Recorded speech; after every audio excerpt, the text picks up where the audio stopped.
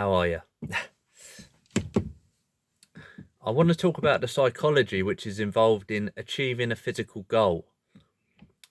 Now, that physical goal could be simply you at home, training at home, and you've come up with the idea of some crazy workout which you want to achieve. Or maybe you're actually taking part in a competitive competition, running a marathon maybe, whatever. Point is, I want to talk about the psychology involved in achieving a physical goal in that sense. So, look, when it comes to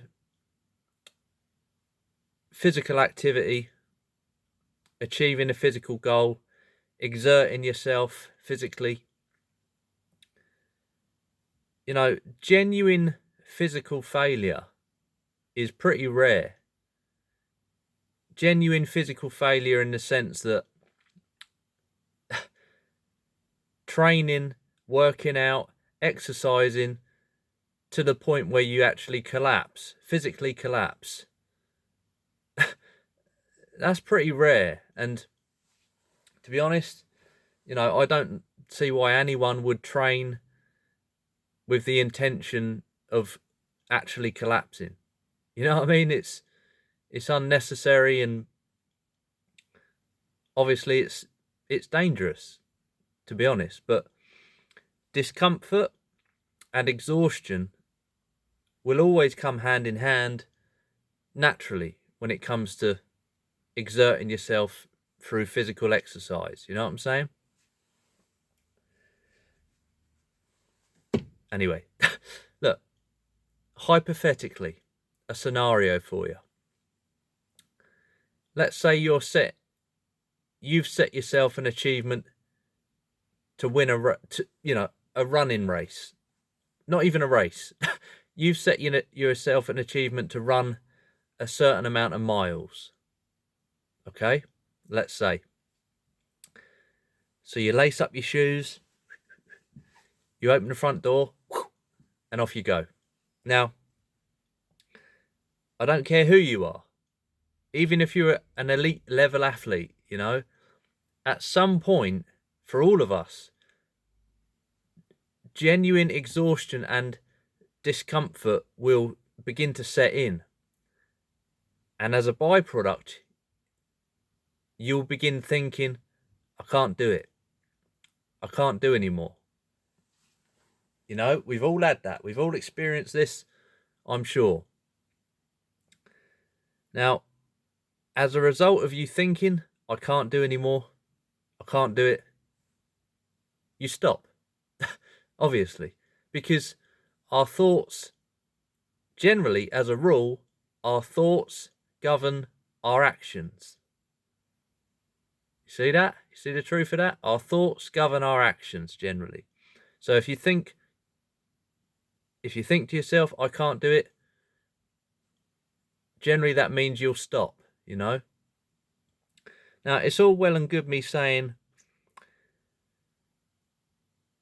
when you begin thinking to yourself that I can't do it, it's all well and good me sitting here on this camera describing it as just a thought.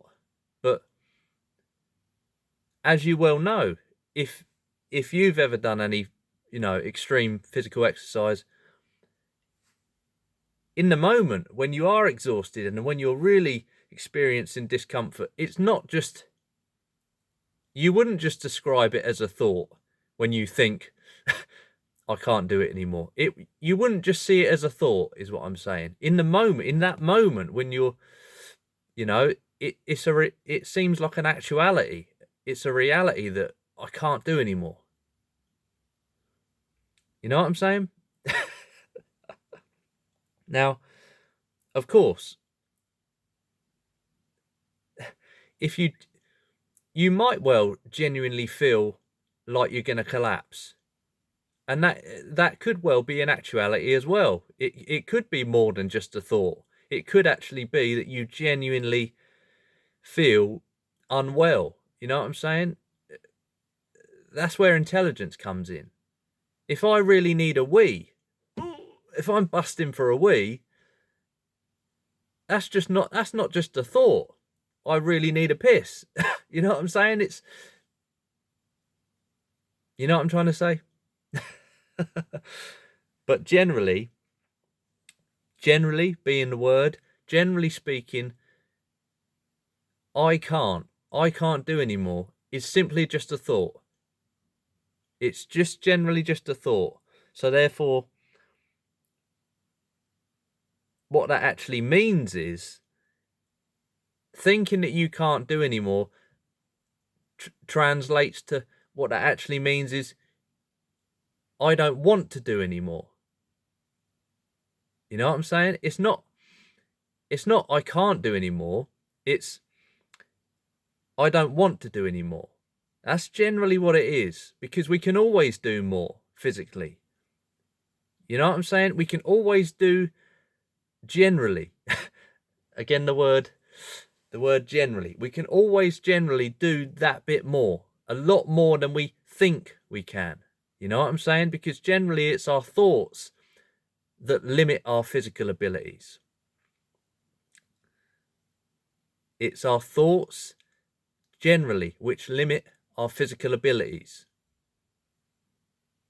I'm not trying to be clever saying that. That's a fact. You know what I'm saying? So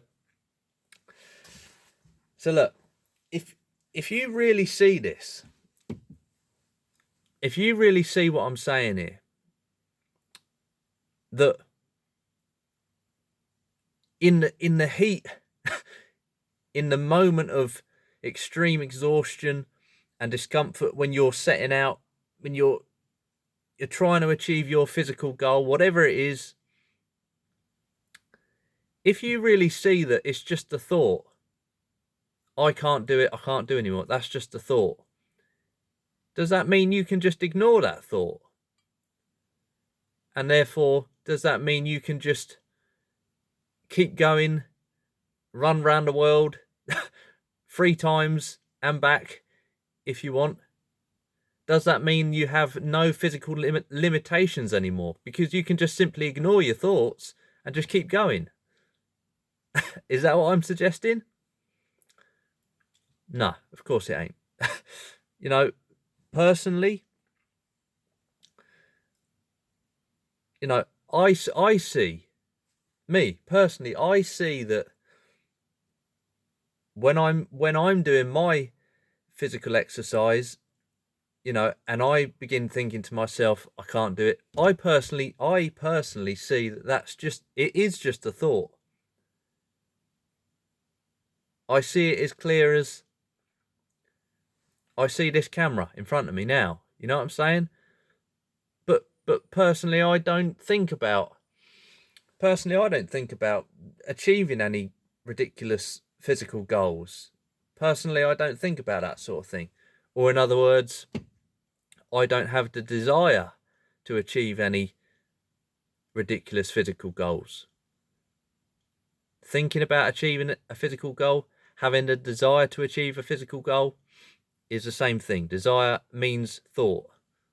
You know what I'm saying? Thinking about it, having the desire, it's the same thing. So personally, I don't have the desire to achieve any physical goals.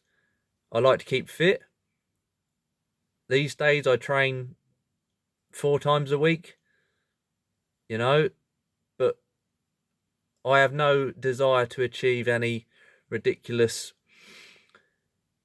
levels of pushing myself to levels of extreme exhaustion and discomfort. I don't, personally. But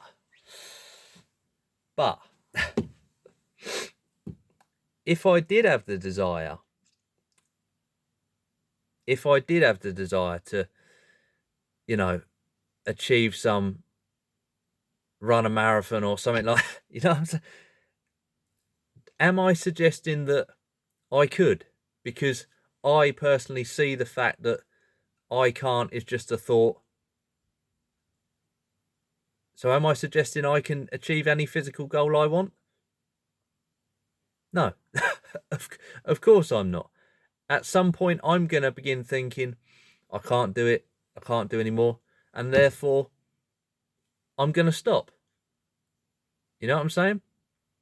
That's a fact. So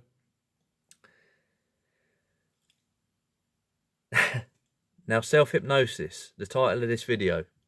This is where this comes in. For those of you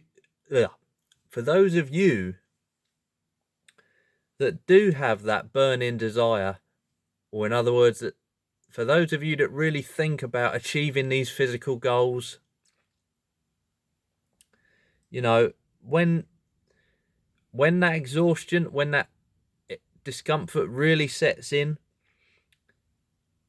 and yet you still finish, you still achieve your goal, you still finish your race or whatever it is you're doing, unbeknown to you, you've just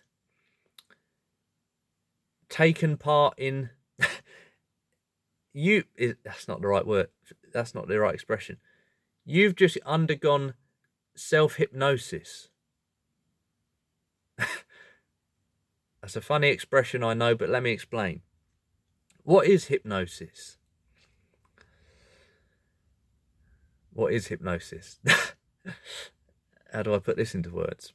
Look, you're training, okay? You're working out. You're training with somebody else, let's say. Again, hypothetically. You're training with somebody else and you start to feel that extreme exhaustion, discomfort. You begin thinking to yourself, I can't do it. I can't do it anymore. I can't do it anymore.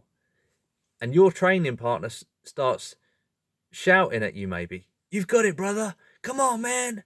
God damn it, bro. You can do it, man. Maybe he doesn't say it in that accent or quite like that. But, you know, maybe he just says, you got this. Come on, let's go. Let's go. You got it. You can do it. You got it in you. Come on. And what happens? By him verbally saying these things, potentially it can change the way you think, in the sense that you can start thinking that you can do it, or in other words, you start believing that you can do it, and therefore you keep going. You keep going as a byproduct of your partner verbally saying these things to you. Come on, you got it, you got it. And so you keep going, you keep pushing through the discomfort. So in other words, he's hypnotizing you, which hypnotizing in the sense that he's changing the way you think. Literally. You know what I'm saying? You might not see it as hypnosis, but it is. So when you're training by yourself, you know, when you're training by yourself and you haven't got that training partner with you, you're training by yourself and you hit that wall. I've heard that expression before, hitting the wall, the mental wall, or even the physical wall of exhaustion. You know, you haven't got your training partner there when you're on your own. You know what I'm saying? So if you start saying things out loud, I've got this.